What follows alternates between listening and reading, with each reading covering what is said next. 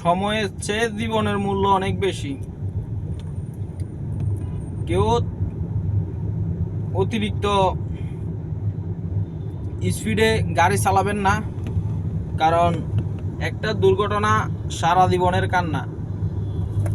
সবাই ধীরে সুস্থে গাড়ি চালাবেন।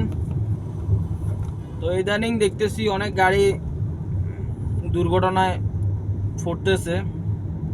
তো আসলে এখানে সবাই সতর্কভাবে গাড়ি চালাবেন, দেখে শুনে, কারণ সময়ের চেয়ে জীবনের মূল্য অনেক বেশি। একটা জিনিস কি, গাড়ি গেলে গাড়ি আসবে, কিন্তু আপনার জীবন ফিরিয়ে আসবে না। তো আসলে হয়াত মত, আপদ বিপদ এগুলো সব কিছু উপরওয়ালার কাছে। তারপরেও সতর্কতা অবলম্বন করে চলা ভালো।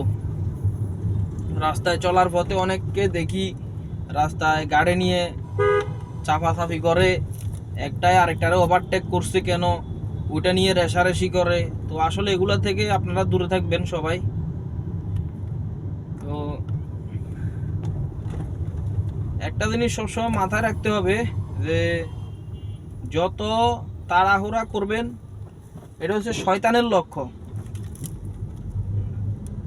তো বিপদ আসতে কিন্তু 1 সেকেন্ডেরও নাই, ভরসা নাই।